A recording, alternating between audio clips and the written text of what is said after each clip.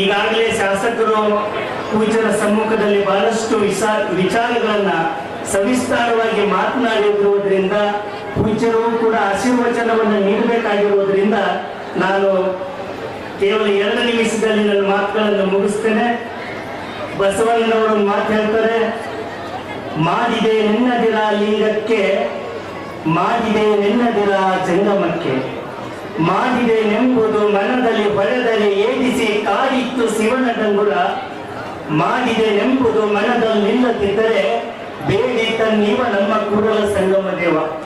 ಈ ವಚನ ಅಕ್ಷರ ಸಹ ನಮ್ಮ ಲಿಂಗಾಯತರಿಗಿಂತ ಮನುಷ್ಯತ್ವವನ್ನು ಪ್ರೀತಿಸುವ, ಸಕಲ ಜೀವಾತ್ಮರಿಗೆ ಲೇಸನ್ನ ಬಯಸುವ ಜೈನ ಸಮುದಾಯದ ನಮ್ಮ ಬಂಧುಗಳಿಗೆ ಅನ್ವಯಿಸ್ತದೆ ಅಂತ ನಾನು ಭಾವಿಸಿಕೊಂಡಿದ್ದೇನೆ.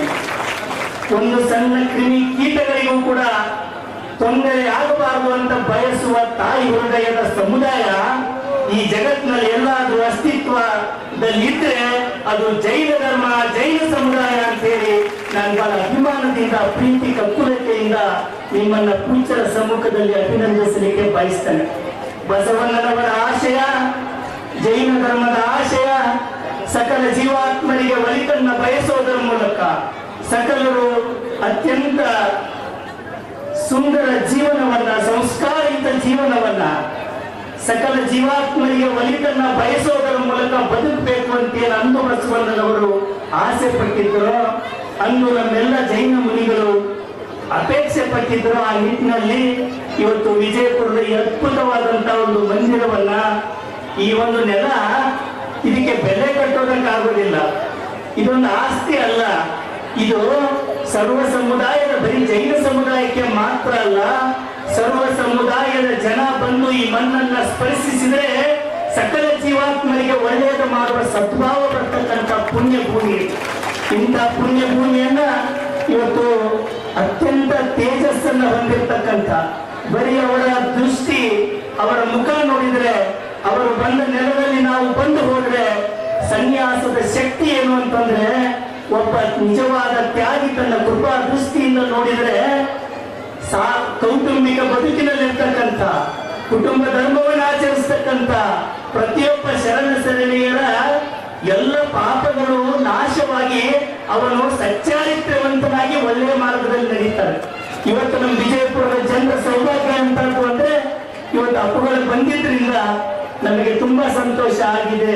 ಅಪ್ಪುಗಳು ಮತ್ತೆ ಮತ್ತೆ ವಿಜಯಪುರಕ್ಕೆ ಬರ್ತಾ ಇರಲಿ, ಅವರ ಆಗಮನದಿಂದ ನಮ್ಮ ಬದುಕು ಸುಂದರ ಆಗಲಿ ಅಂತ ಹೇಳಿ ನಾನು ಭಗವಂತನಲ್ಲಿ ಪ್ರಾರ್ಥಿಸಿ, ಪೂಜ್ಯರ ಆಶೀರ್ವಾದದ ಕೃಪಾ ದೃಷ್ಟಿಯ ನೆರವಲ್ಲಿ ನಾವೆಲ್ಲ ಸಂಸ್ಕಾರಯುತ ಜೀವನವನ್ನ, ಅತ್ಯಂತ ಆದರ್ಶ ಜೀವನವನ್ನ ನಡೆಸೋದರ ಮೂಲಕ ಇವತ್ತು ಪರಮ ಪೂಜ್ಯರು ವಿಜಯಪುರ ಪುರ ಪ್ರವೇಶ ಮಾಡಿದ ಈ ಅಮೃತ ಗಳಿಗೆಯ ಸಂದರ್ಭದಲ್ಲಿ ಇಲ್ಲಿ ಬರೀ ಜೈನ ಸಮುದಾಯದ ನನ್ನ ಬಂಧುಗಳು, ತಾಯಂದಿರು ಮಾತ್ರ ಅಲ್ಲ, ನಾವೆಲ್ಲ ಯುವ ಸಹೋದರರು, ಎಲ್ಲ ಸಮುದಾಯದ ಜನರು ಕೂಡ ಅವರಿಗೆ ಕೊಡಬಹುದಾದ ಬಹಳ ದೊಡ್ಡ ಕಾಣಿಕೆ ಏನು ಅಂತಂದ್ರೆ ನೀವು ಮಾಡುವ ಸನ್ಮಾನ ಅಲ್ಲ.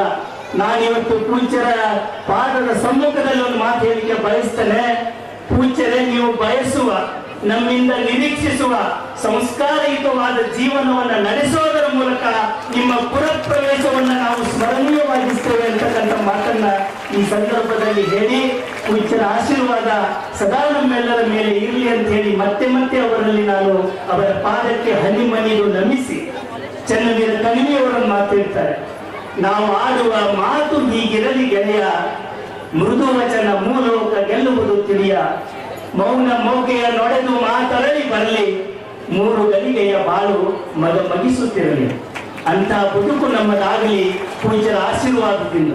ಈ ಬರದ ನಾಡನ್ನ ಬಂಗಾರದ ನಾಡನ್ನಾಗಿ ಮಾಡಿದ ನಮ್ಮ ನಾಯಕರಾದಂತ, ಸಚಿವರಾದಂತ ಸನ್ಮಾನ್ಯ ಡಾಕ್ಟರ್ ಎಂ ಬಿ ಪಾಟೀಲ್ ಸಾಹೇಬರು ಈ ಸಮಾರಂಭವನ್ನು ಉದ್ಘಾಟಿಸಬೇಕಾಗಿತ್ತು.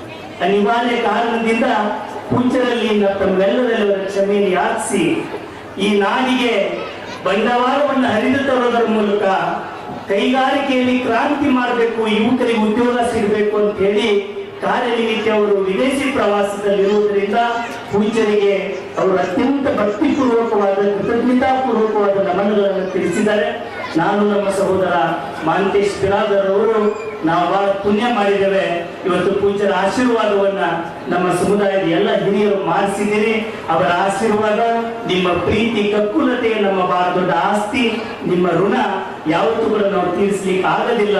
ನಿಮ್ಮ ಜೊತೆಯಾಗಿದ್ದುಕೊಂಡು ಈ ಧರ್ಮದ ಧಾರ್ಮಿಕ ಸಂಸ್ಕಾರವನ್ನ ಬಸವಾದಿ ಶರಣರ ಆಶಯಗಳೊಂದಿಗೆ ಸಂಸ್ಕಾರಿತ ಬದುಕನ್ನು ನಡೆಸೋದರ ಮೂಲಕ ಪೂಜ್ಯರ ಮತ್ತು ಈ ಧರ್ಮದ ಗೌರವ ಎತ್ತಿನ ಕೆಲಸ ನಾವೆಲ್ಲ ಮಾಡೋಣ ಅಂತ ಹೇಳಿ ತಮ್ಮೆಲ್ಲರಿಗೂ ನಾನು ಮತ್ತೊಮ್ಮೆ ಅವಕಾಶಕ್ಕಾಗಿ ಈ ಸಮಾರಂಭಕ್ಕೆ ಆಗಮಿಸಿ ಎರಡು ಭಾವನೆಗಳನ್ನು ಹಂಚಿಕೊಳ್ಳಲು ಅವಕಾಶ ಮಾಡಿಕೊಟ್ಟ ಎಲ್ಲ ನಮ್ಮ ಬಂಧುಗಳಿಗೆ ತುಂಬ ಹೃದಯದ ಕೃತಜ್ಞತೆ ಸಲ್ಲಿಸಿ ನನ್ನ ಮಾತುಗಳನ್ನು ಮುಗಿಸ್ತೇನೆ. ಧನ್ಯವಾದ.